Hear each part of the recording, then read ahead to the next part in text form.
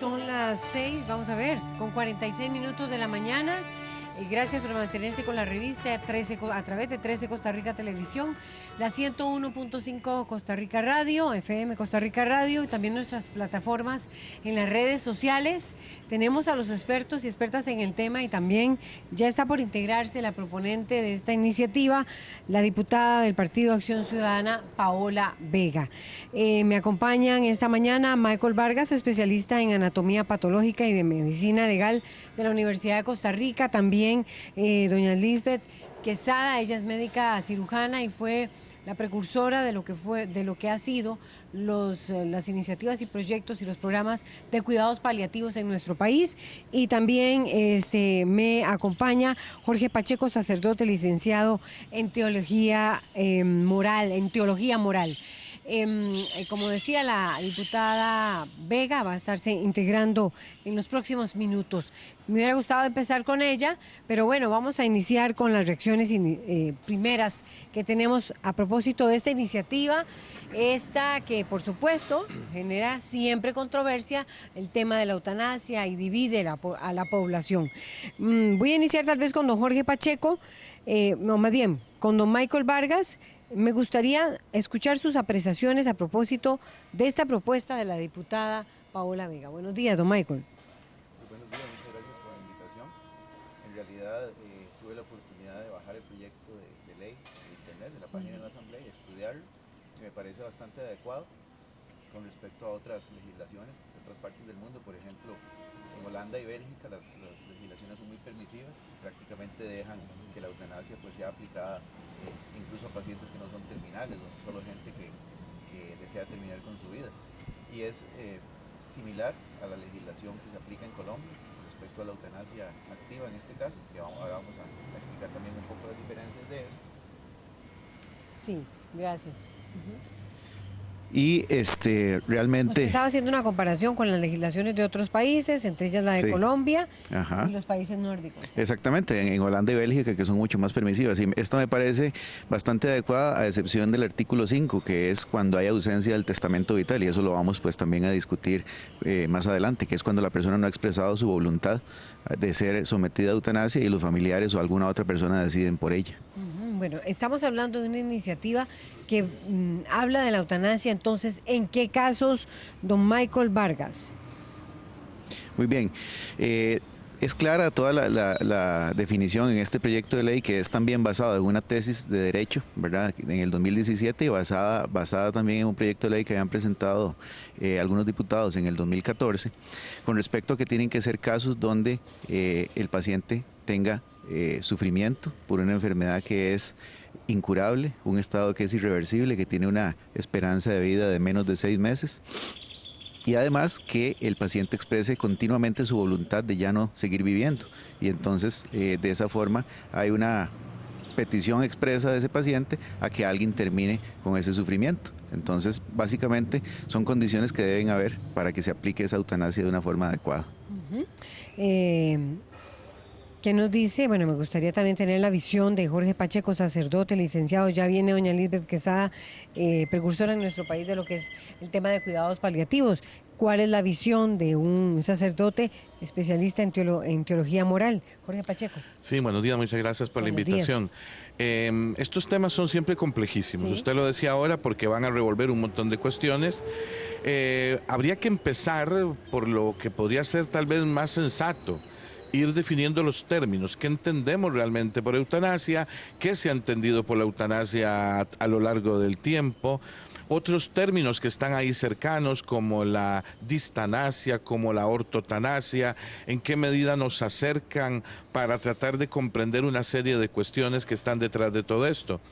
El riesgo a veces de los casos límite, casos de sufrimientos extremos, que los hay, que no los podemos negar, pero que estos casos límites y extremos se coloquen, se pongan como regla común. Entonces hacemos una ley pensando en los casos límites y extremos, cuando no todo mundo necesariamente pasa por estos casos límites y extremos. Por ejemplo, era que el doctor mencionaba legislaciones como la de Holanda, donde personas les da miedo a cierta edad ir al hospital porque sabe que no van a salir aunque vayan con una gripe. Porque se aplica a veces la eutanasia indistintamente, la eutanasia aplicada a los niños, por ejemplo.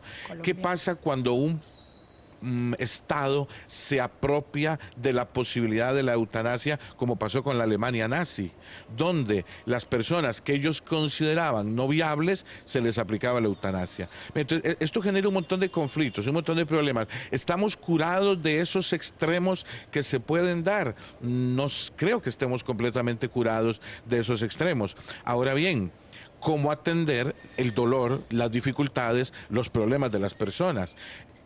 Está todo el tema de los cuidados paliativos, que es una cuestión tan amplia, tan maravillosa como funciona en este país, y de la que podemos seguir aprendiendo de casos, por ejemplo, en Europa también. Hay unas organizaciones, hospice se llaman, justamente van tratando, cuidando a las personas. ¿Qué pasa muchas veces? Una persona abandonada, sola, que se siente inútil, que se siente ya no querida, que además sabe que está costándole mucho a su familia o al Estado, quiere que le apliquen la eutanasia, sobre todo cuando está abandonada. Cuando a la persona se le empieza a tratar como lo que es persona, se le quiere, se le cuida, ya no quiere la eutanasia. Hay muchas situaciones que teníamos o que deberíamos enfrentarnos y no simplemente pensar que un caso límite ya es la definición de todos los casos. Bueno, lo que habría que ver entonces, lo que habría que ver es si esta propuesta, si esta iniciativa está integrando sacerdote Jorge Pacheco y también el médico Michael Vargas, especialista en anatomía patológica, patólogo. Habría que ver si esta propuesta está integrando en sí todos estos conceptos. ¿Qué dice Lisbeth Quesada, precursora de cuidados paliativos en el país? Buenos días. Muchas gracias, Laura, por esta invitación. Bueno, yo me di a la tarea de leerme todo el proyecto e ir analizando concepto por concepto, y encontré una gran cantidad de errores en esos conceptos y de contradicciones fundamentales. Por ejemplo, al inicio del proyecto dice: se trata de una situación que violenta la dignidad humana y que los seres humanos no están obligados a soportar. Un momentito. ¿Cómo se violenta la dignidad humana por enfrentar el fenómeno más seguro y más normal que puede tener un ser humano en su vida, cuál es morirse? ¿Cómo se violenta su condición de dignidad? Dignidad quiere decir en latín dignus, que se traduce como valioso. Los seres humanos tienen su dignidad por el simple hecho de pertenecer a la raza humana, por haber nacido, por eso son dignos. Entonces, no se puede atropellar la dignidad humana porque usted está enfrentando una enfermedad en un proceso de muerte natural. Ya ahí hay una primera contradicción. Si lo que está pensando es porque el ser humano sufre, pues dígame quién como ser humano no ha sufrido a lo largo de su vida. ¿A quién le prometieron un jardín de rosas? Absolutamente a nadie. El dolor físico se puede controlar con analgésicos. Dice el proyecto al inicio que es una respuesta para el sufrimiento humano. Un momentito. El sufrimiento humano es objetivo, es personal, es individual y depende de la cosmología del individuo. Lo que a mí me hace sufrir, a usted, doña Laura, la hace reírse. Entonces, tenemos que no confundir conceptos como sufrimiento y dolor. Y el enfrentamiento al proceso de muerte es un enfrentamiento normal. ¿Y a las personas qué les pasa? ¿Qué dicen? Yo tengo 30 y resto de años de estar trabajando con personas que se están muriendo, adultos, adolescentes y niños. Nadie tiene esa experiencia en Costa Rica porque soy la más vieja de todos. Más vieja inclusive que el doctor Isaías Salas, que empezó con el Centro Nacional del Dolor. Yo llegué antes. Entonces, ¿qué es lo que le preocupa a la gente?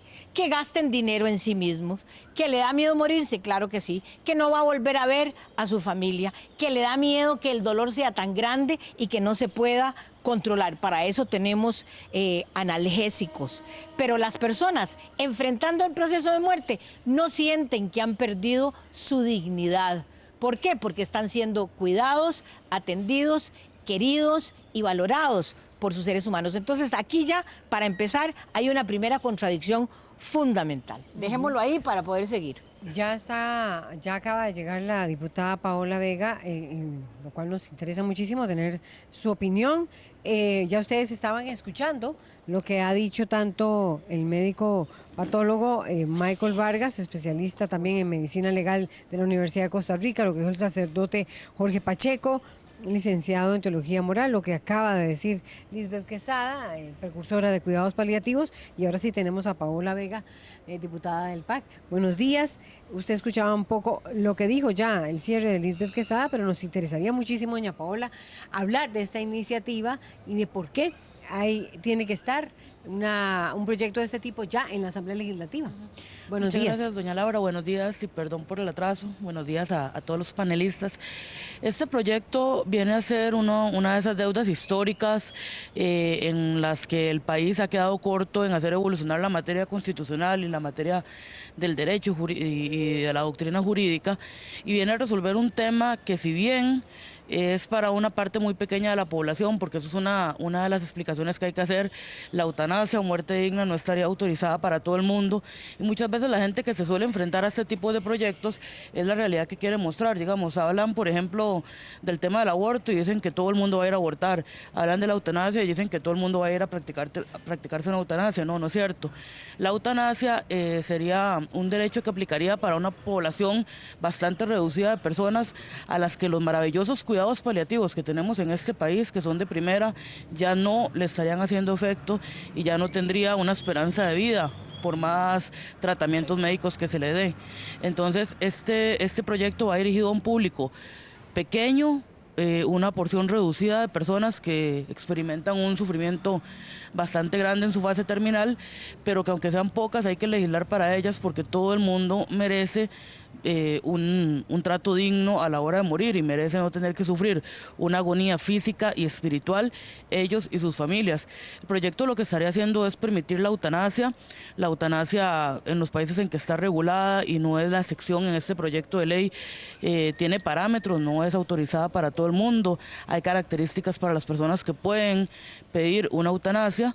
Y básicamente es que estén en una fase terminal, ¿cuáles son esas características? Que estén en una fase terminal, que haya un dolor incontrolable en su agonía, que ya haya un criterio médico que dice que no hay alguna otra posibilidad, ni ningún medicamento, ni ningún tratamiento médico que pueda salvar su vida, etcétera, ¿verdad?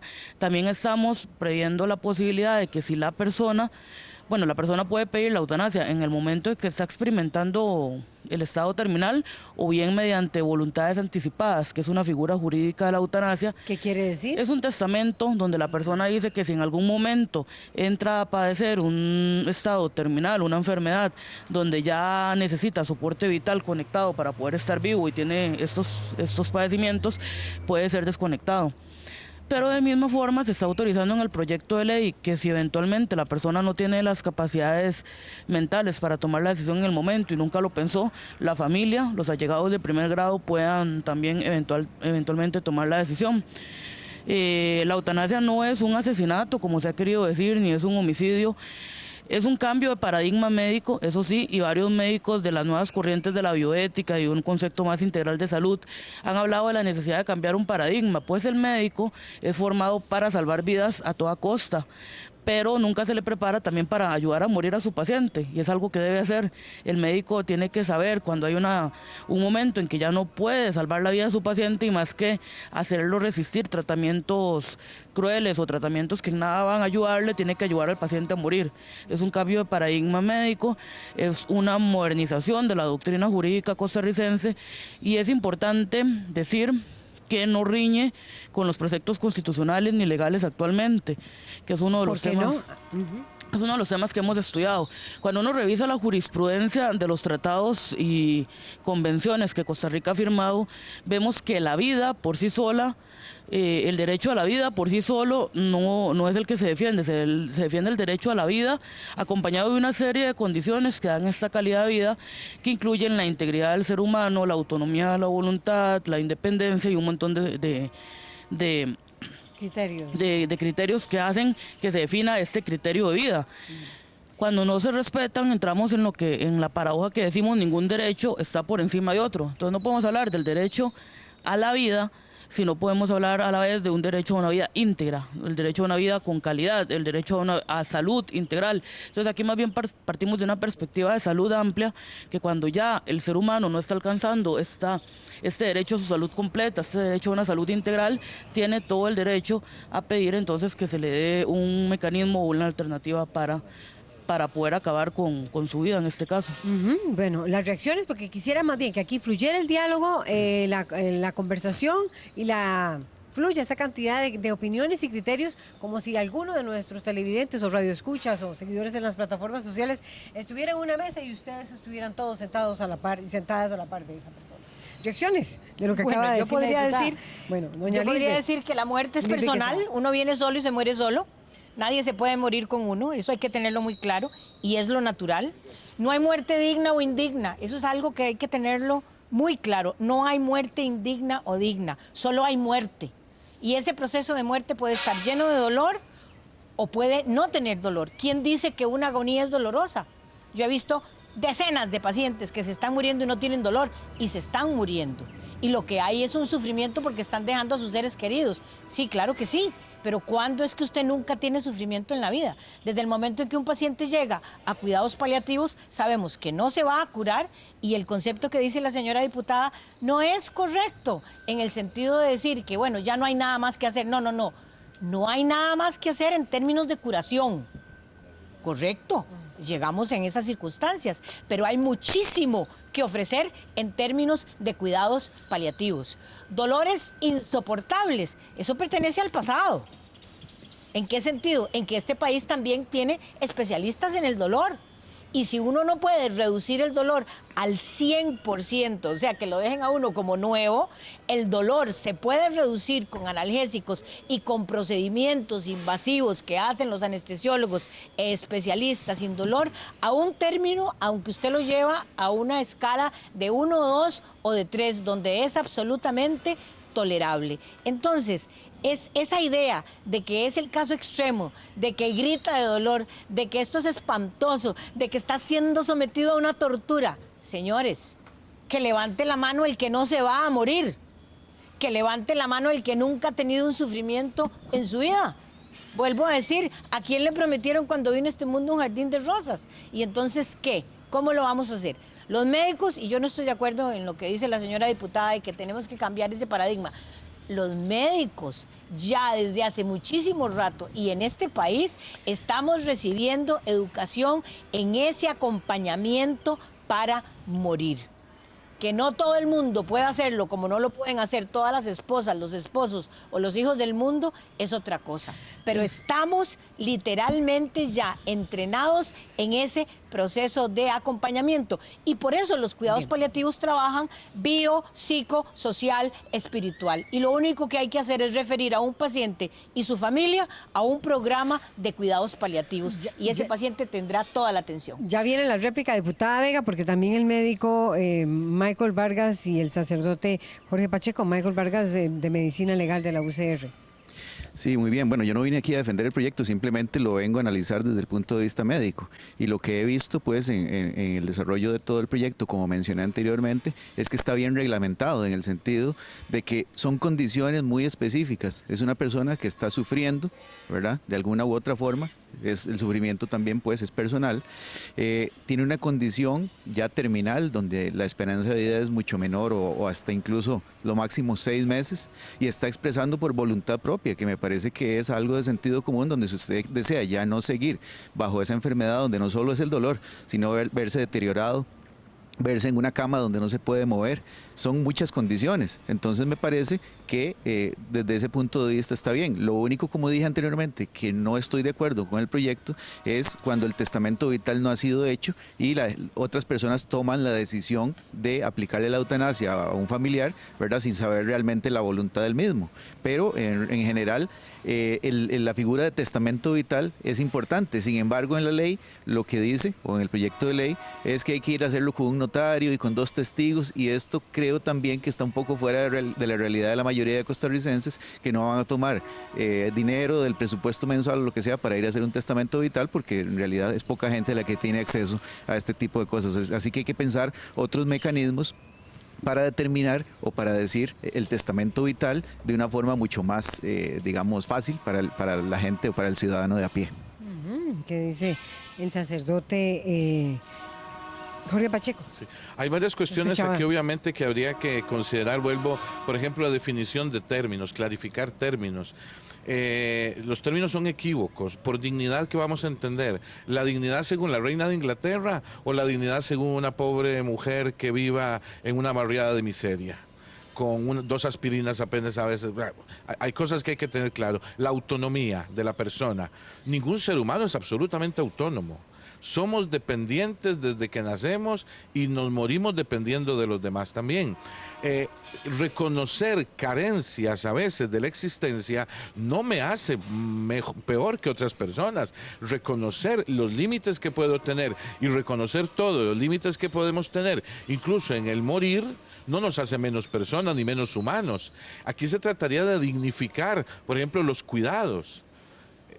¿Por qué no preocuparse más que nuestros hospitales, que fortalecer más la caja del Seguro Social para que no hayan enfermos en los pasillos de un hospital? Eso es más digno. Fortalecer los cuidados paliativos. Fortalecer más los cuidados paliativos. En fin, hay una serie de cuestiones que tenemos que considerar, que no solo el pensar, el ponernos a la altura de la modernidad, porque entonces, como los grandes países modernos, implementamos también la eutanasia. Y los riesgos que vienen por detrás de todo esto, la utilización indebida. Toda ley se hace a veces se aplica mal. ¿Quién dice que estas cosas no se pueden aplicar mal, verdad? Entonces, hay varias cuestiones que debemos considerar ahí, la dignidad misma de la persona. En fin, son cuestiones de fondo que hay que discutir muchísimo más porque son de una gravedad y de una humanidad extrema que no podemos perder de vista. Paola Vega. La dignidad, la autonomía, todos estos criterios están definidos en los instrumentos de derechos humanos de los que Costa Rica es firmante. Yo sé que la Iglesia muchas veces desconoce estos instrumentos de derechos humanos, pero aquí no estamos hablando de acuerdo a los criterios religiosos o los dogmas religiosos, estamos hablando sobre instrumentos jurídicos internacionales en materia de derechos humanos y no se pueden desconocer. Ahí claramente está qué significa dignidad, ahí claramente está qué significa autonomía de la voluntad. Y sí, los seres humanos sí somos 100% autónomos. Eso es un principio universal de los derechos humanos, que por más que la Iglesia tenga otra visión, ustedes la pueden aplicar a lo interno de su culto y a lo interno de su grupo religioso, pero no la pueden aplicar de manera universal, porque de manera universal no se aplican los instrumentos jurídicos internacionales. Sobre lo que decía doña Lisbeth, muy simple, estamos hablando de que ningún derecho puede reñir con el derecho a la autonomía de la voluntad. Entonces, para el médico puede ser que sea calidad de vida someter a una persona a un montón de tratamientos y que con ello no tenga dolor, pero la persona no quiere estar sometida el resto de su vida a un montón de tratamientos y a un montón de máquinas para poder no tener ese dolor. Y la persona decide si quiere seguir el resto de sus últimos días de esa manera o si quiere de una vez acabar con su vida. Hay un primer indicio de este derecho en el Código Civil costarricense, inclusive. En el Código Civil costarricense está la posibilidad de un paciente de negarse a recibir un tratamiento médico, quirúrgico o un examen o un diagnóstico médico. Pasa, por ejemplo, con los testigos de Jehová. Los testigos de Jehová se rehúsan a tener transfusiones de sangre y prima su autonomía de la voluntad. Entonces, este principio no es nada nuevo, no es algo moderno que nos estamos inventando, es un principio que siempre ha estado y sería simplemente regularlo en las etapas terminales, así como se regula ante la posibilidad de una persona de negarse a recibir un tratamiento médico. ¿Reacciones? Bueno, yo pienso que aquí se hace un revoltijo de conceptos. Muerte digna, eutanasia, suicidio asistido, y yo creo que no se puede meter todo en el mismo saco. En mi proyecto yo no hablo de suicidio asistido, por si acaso. No, yo sé que usted lo menciona ahí. La que hace el revoltijo de conceptos es usted. No lo creo, doña Paola, no lo creo, porque en el proyecto dice el mal llamado suicidio asistido, así dice, y que no lo va a tocar. Pero ahí se revuelve a la hora de hablar esos conceptos y yo pienso que se tienen que separar y entender porque son circunstancias diferentes donde actúan personas diferentes. Eso en primer lugar. En segundo lugar, es cierto lo que dice doña Paola, En la Ley General de Salud existe el derecho de desistir y optar por otras alternativas en cualquier momento. No existe eso de que le pongo la máquina y que lo obligo y que lo llevo y que lo empujo y que el médico sigue insistiendo hasta que el paciente tiene el derecho a negarse a cualquier tratamiento, a suspender cualquier tratamiento en cualquier momento. Pero además hay una cosa importante. Este proyecto de ley solamente tiene 5 artículos. Cuando usted lee el proyecto de ley, a usted le queda la idea de que solo hay presupuestos, donde se suponen cosas. Aquí usted no puede tutelar la vida de las personas dándole al Ministerio de Salud para que haga la norma y el Ministerio de Salud diga cuándo, a qué horas y cómo. ¿Por qué? Porque esto es reserva de ley. ¿Qué quiere decir reserva de ley? Se está tutelando un derecho fundamental, la vida. Por lo tanto, dentro de la ley tienen que ir todos estos detalles y no están estos detalles en este proyecto de ley. A mí me parece que esta es una de las falencias más importantes que tiene este proyecto y que en la sala constitucional se cae porque tiene que estar ahí documentado. Es vacío, ¿verdad? Lo que hay es un vacío, hay ideas. Es como si dijéramos, ¿dónde está la foto? Bueno, es que no estoy en la foto. ¿Pero por qué no estoy en la foto? Porque la foto no se tomó. Solamente se habló de que íbamos a tomar una foto. A este proyecto, si quisiéramos hacer un proyecto de ley de eutanasia, todavía le falta muchísimo para llegar a ser un proyecto de ley. Ok. Sí, yo pienso que hay que tener cuidado Sacerdote porque Jorge Pacheco. sí, el asunto que estamos dialogando no es una cuestión de orden religioso nada más, como usted me lo da a entender. Esto sí cumple y tiene que ver con la religión también. Yo creo que es bueno que ustedes como legisladores recuerden que más del 95% de este país son creyentes y merecen algún respeto. Los creyentes no somos ciudadanos de segunda categoría. Y tenemos derecho a opinar también, eso es un principio de la democracia, la opinión de todos. Porque son temas importantísimos en los que tenemos que llegar a algún acuerdo si se puede. Si no se puede y al final pasó la ley, los primeros que la vamos a respetar somos los creyentes, porque respetamos la ley. Pero tenemos el derecho de ciudadanos también de opinar. Eso yo pienso que es importantísimo. Pero ¿verdad? no de imponer. Esto. Es que no estamos imponiendo, perdone. ¿Usted quiere leer una ley a la luz de la doctrina religiosa? No, señora, le estoy leyendo a la luz de la ética. a la luz de los derechos humanos. La estoy leyendo a la luz de la ética. Y los derechos humanos han sido muy mal interpretados a veces también, ¿verdad? Y también tengo derecho a opinar. ¿O es que solo pueden opinar algunos sabidos y no todos? Es un primer principio que creo que tenemos que ponernos de acuerdo. En una democracia tenemos derecho a opinar todos, incluidos los creyentes. Y no imponer. No, es que no estamos imponiendo, estoy opinando, no estoy imponiendo. Si usted juzga mi interpretación como imposición, perdón, pero no la estoy haciendo en carácter de imposición. He dicho definir criterios, definamos criterios, he hablado en ese tono.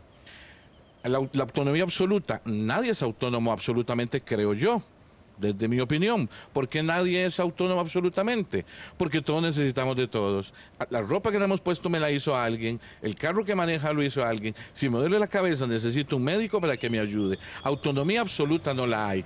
Podemos entender ciertas formas de autonomía absoluta, claro, por eso hay que definir conceptos filosóficos que nos ayuden a clarificar las cosas, ¿verdad? ¿Por qué? Porque estas cosas son demasiado importantes, porque está de frente a algo que es capital, la vida humana. Y la historia humana nos dice que la vida humana ha sido muy pisoteada a lo largo de los siglos. Hasta la iglesia en algún momento lo ha hecho. ¿Verdad? Entonces tenemos que definir bien para que podamos dialogar también.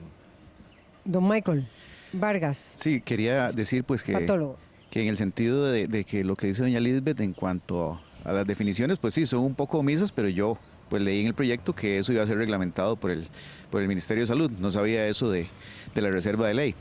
Y también no podemos olvidar, ¿verdad? Por ejemplo, la polémica en cuanto a la definición. Bueno, llega un médico tratante y dice, bueno, a este paciente le quedan 6 meses de vida, pero eso se basa pues en estadísticas. Nadie puede saber exactamente cuántos meses de vida le quedan. Entonces tienen que ser casos muy estudiados, casos que tengan varias opiniones médicas, ¿verdad? Para que se determine realmente que se le puede aplicar. Entonces, ponerlo en el papel tal vez es sencillo. Decir nada más, bueno, menos de 6 meses de vida, pero cada caso es diferente, hay que valorarlo de una forma integral y obviamente basado en la opinión experta de varios profesionales.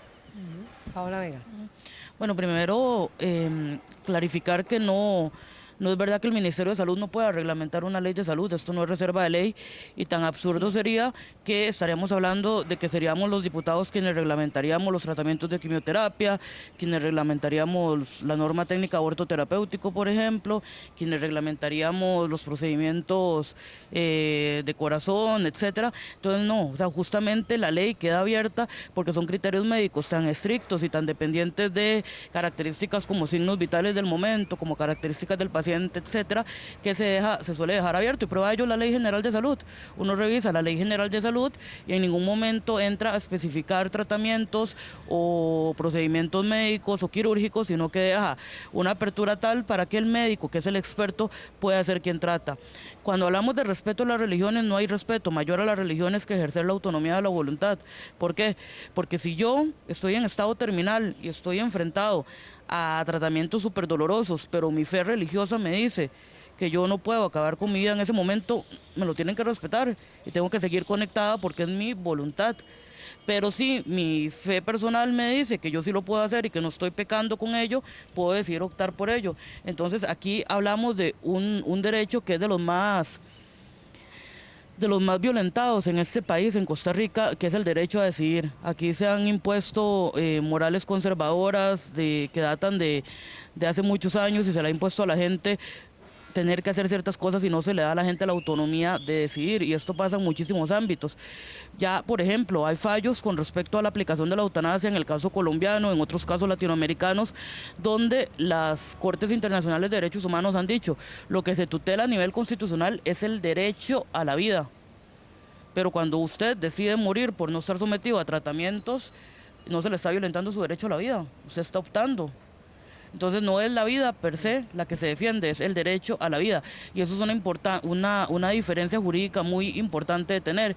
Inclusive, la gente cuando dice que esto riña con la Constitución política porque la vida es inviolable según el artículo 21, haciendo un estudio de la evolución del derecho se ve que este artículo de la vida es inviolable fue creado a partir de la abolición de la pena de muerte, en una coyuntura donde había que poner claramente que la vida humana era inviolable porque estábamos con el peligro de la pena de muerte recién, pero este artículo no ha evolucionado desde el siglo XIX,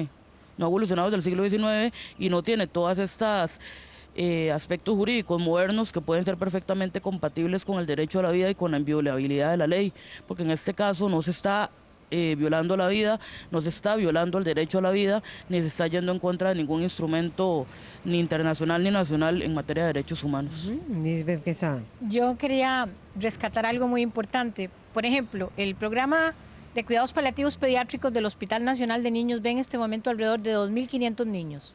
Y solamente estamos viendo una tercera parte de los niños del país que necesitan cuidados paliativos pediátricos. Una tercera parte. Quiere decir que allá afuera hay alrededor de 4.000 niños que están siendo vistos en salud en la red nacional, pero de que deberían ser referidos al Programa Nacional de Cuidados Paliativos y que no están siendo vistos. Ahí ya se les está violando su derecho. Vaya a pedir un médico más a la caja, vaya a pedir una enfermera más, pida 5 pesos más. Es imposible. Imposible. Desde ahí ya estamos violando. Vean qué interesante. Holanda, que tiene la eutanasia desde hace muchísimos años la tiene instaurada, bien detallada con todo. Es un país que tiene un sistema de seguridad social donde ni un solo holandés o habitante de ese país será abandonado en el tiempo final de su vida. Tiene un servicio de calidad 100% de atención a la población. O sea, nadie le va a resultar ser carga a nadie en la familia. Es decir, están gastando mi plata, la herencia, se van a quedar sin estudiar, sin comer. No.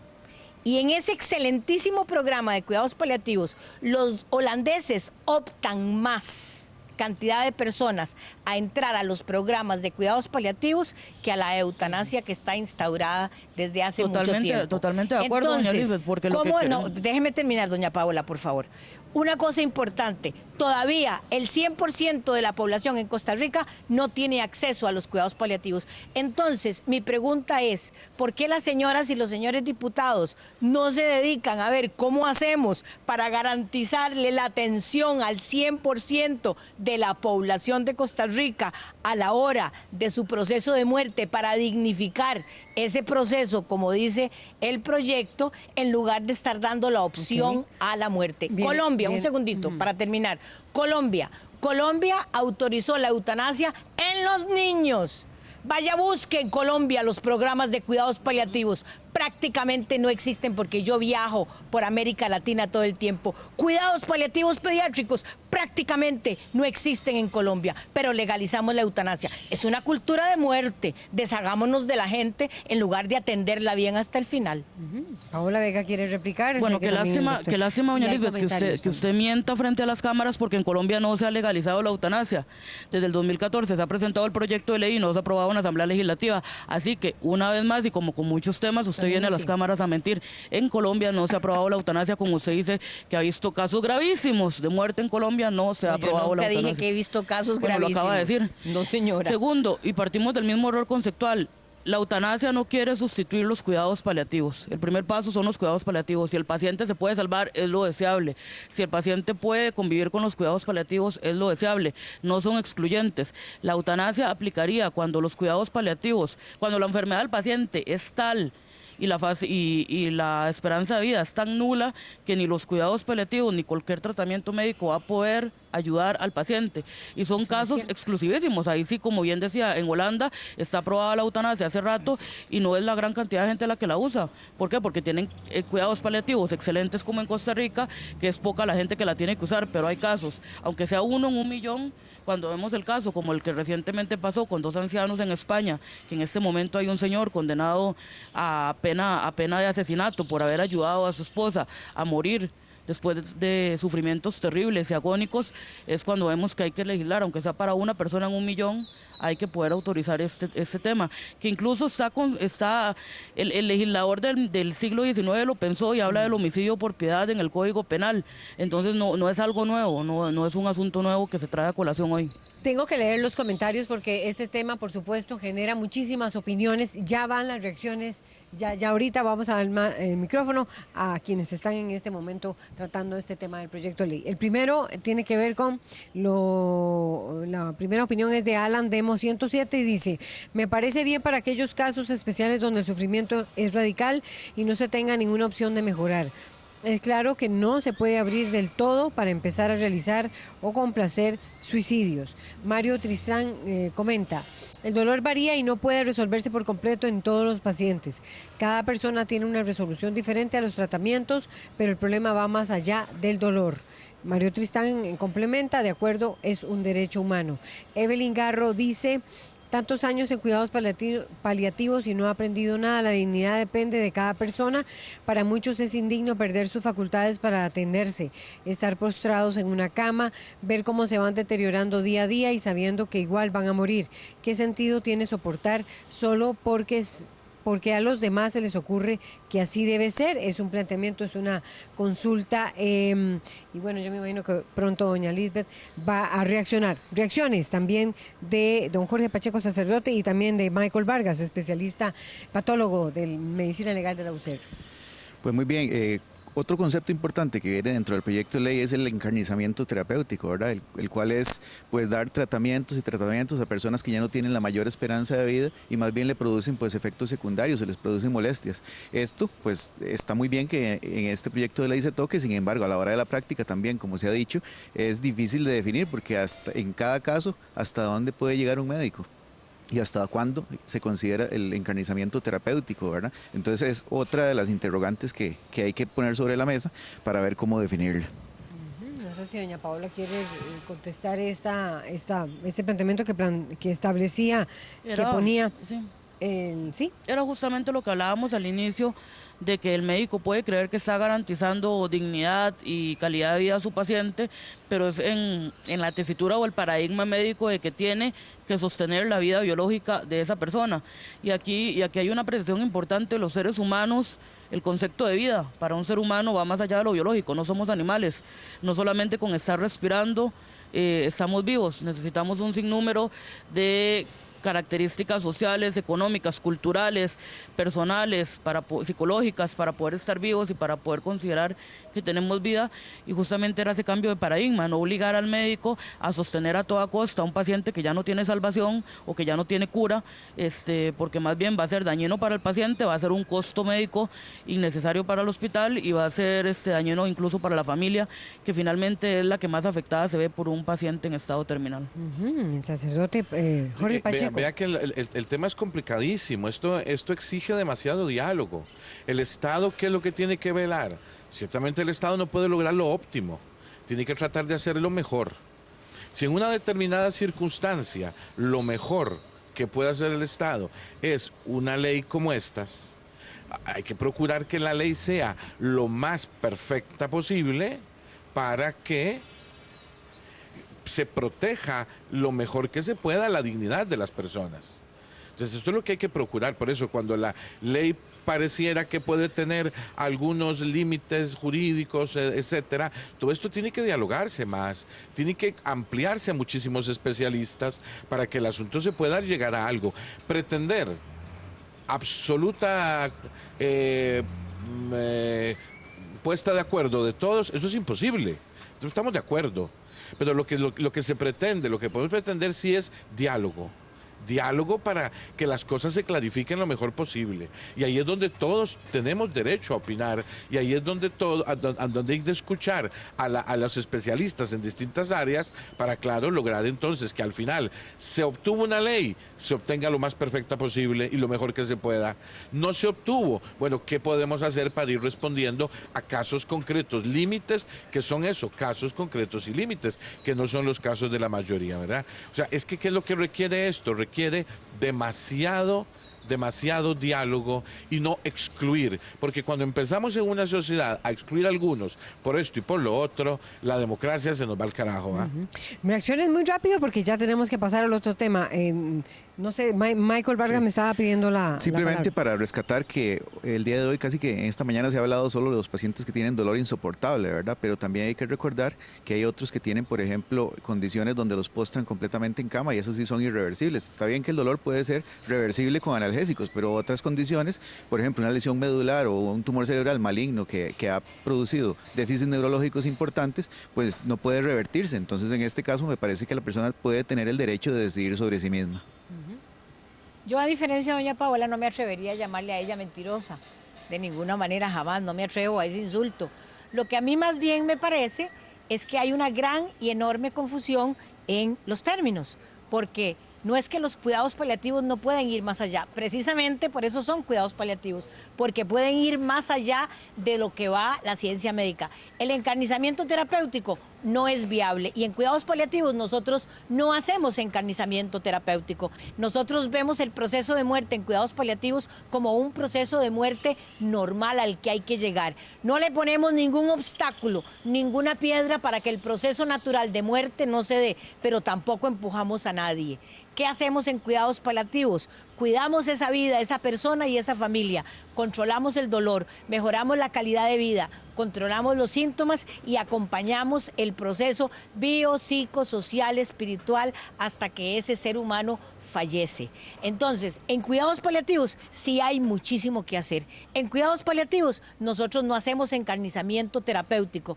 En la Caja Costarricense de Seguro Social ya prácticamente no se hace encarnizamiento terapéutico. ¿Por qué? Porque le cuesta al Estado, como dice doña Paola, muchísimo dinero. Cuando no se puede curar, a las personas se les dicen no se puede curar y se refieren a un programa de cuidados paliativos. ¿A dónde sí se sigue y se sigue y se sigue. Cuando hay un seguro de por medio de esos gringos o escandinavos y hay mucha plata de por medio, cuando está de por medio una consulta privada, entonces ahí 2 horas antes de que el paciente se muera, como dice doña Paola, está el médico privado viendo a ver cómo hace para ponerle una quimioterapia. Pero eso en relación a otro sentido y otro propósito. Dentro de la seguridad social se respeta eso ampliamente. Paola Vega. Y Sí, para cerrar, algo que me ha conmovido mucho es que a 5 días de la presentación de este proyecto de ley, yo no puedo contar la infinidad de personas que me han escrito con sus casos, donde claramente explican que sí hay encarnizamiento terapéutico en la Caja Costarricense de Seguro Social, donde me explican los casos terribles que han vivido con sus familiares y donde dan todo el apoyo al proyecto. Diálogo definitivamente va a haber, además de esos familiares de personas que murieron en estas condiciones, me han escrito un sinnúmero de médicos de diferentes especialidades, un sinnúmero de abogados que quieren apuntarse a mejorar el proyecto y a colaborar en este diálogo parlamentario y que apoyan 100% el tema de la eutanasia. Entonces estamos muy emocionados en que consideramos que con un buen diálogo parlamentario Costa Rica va a poder avanzar y garantizar un derecho más que está rezagado hace muchos años. bueno, esta fue una primera aproximación de lo que es la discusión del tema propuesto por la legisladora Paola Vega en torno a la eutanasia. Voy a leer los últimos 4 comentarios. Dice Mauricio Alfaro, ¿podría un médico u otro personal negarse a aplicar la eutanasia? ¿Cómo se tratarían las tan comunes diferencias de opinión entre médicos? Evelyn Garro Contreras dice, doña Lisbeth, los holandeses tienen la opción de elegir, ¿por qué nosotros no? Luis Serrano Pineda, muy bien que se discuta el tema, bien por la iniciativa del proyecto, la eutanasia debería ser posible. Esos son los comentarios y sé que habían respuestas por parte de nuestros participantes este día de hoy, pero le agradecemos muchísimo a Jorge Pacheco, sacerdote y licenciado en Teología Moral, a Lisbeth Quesada, médica cirujana, precursora de los cuidados paliativos, Michael Vargas, patólogo y médico especialista en medicina legal de la Universidad de Costa Rica, y por supuesto a la diputada Paola Vega por acompañarnos esta mañana. Vamos a una pausa y ya venimos con otro de los proyectos que también genera controversia, Estado laico, las respuestas a ese tema después de esta pausa.